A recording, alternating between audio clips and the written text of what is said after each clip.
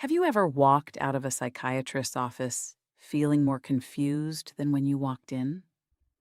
Maybe you were given a diagnosis that never quite fit. Maybe you tried a medication that didn't help. Maybe you described what you were experiencing, really tried to put it into words, and felt like the person across from you didn't quite believe you. If any of that sounds familiar, I want to say something to you clearly today. You are not the problem. Today, we're going to talk about something that can bring up a lot of feelings. We're going to look honestly at why so many people with dissociation and trauma-related experiences have been misdiagnosed, sometimes for years, and why that happened. This isn't about blaming every psychiatrist. There are wonderful, well-trained clinicians doing important work in this field, but there is a systemic failure that has affected millions of people, and it deserves to be named. Because understanding it, really understanding it, can begin to lift something that many trauma survivors have been quietly carrying for a long time. The belief that they were the problem. Here's something that might surprise you. The experiences we call dissociation have been understood by clinicians for over 100 years. This isn't new science. Brilliant researchers documented it in the 1800s. The connection between trauma and dissociation has been written about, studied, and understood, and then repeatedly set aside. Dr. Judith Herman, a Harvard psychiatrist and one of the most important voices in trauma research, describes this in her landmark book, Trauma and Recovery. She writes about how the understanding of trauma has moved in cycles throughout history, periods of genuine insight followed by periods of forgetting, where the knowledge simply disappears from one generation to the next. This isn't an accident. It takes a willingness, socially, professionally, politically, to look honestly at the realities of trauma and abuse. When that willingness fades, the knowledge fades with it. That is part of how we got here. The other part is more specific and more recent.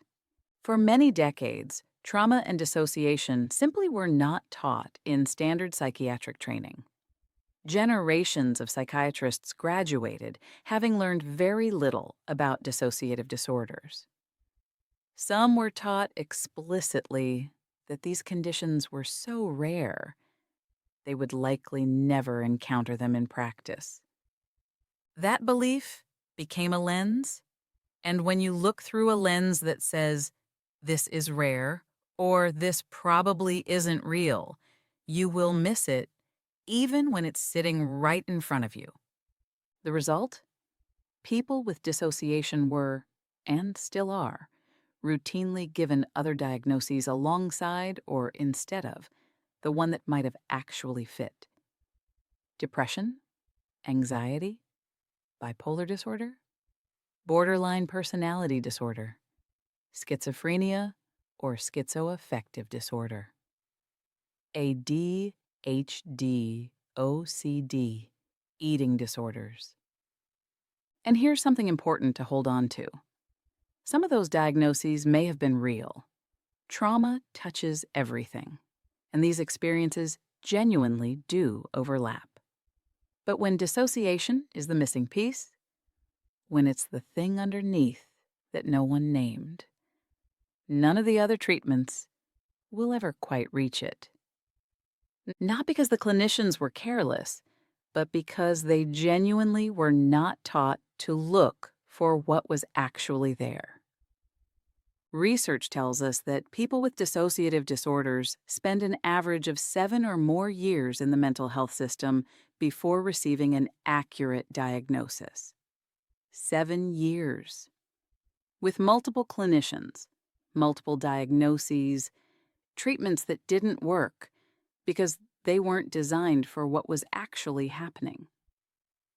Dr. Bessel van der Kolk, a psychiatrist and researcher who spent decades studying trauma, observed something important: that the field had become focused on managing symptoms without asking what those symptoms were actually responding to. Medications were prescribed, but no medication changes a trauma history. No pill reaches into the nervous system and heals what early pain left behind. And all the while, the people sitting in those offices, people like you perhaps, kept being sent home without the one thing that might have actually helped: being truly seen and understood. So if you have spent years being told you have one thing and it never quite fit, you were likely right that something was being missed.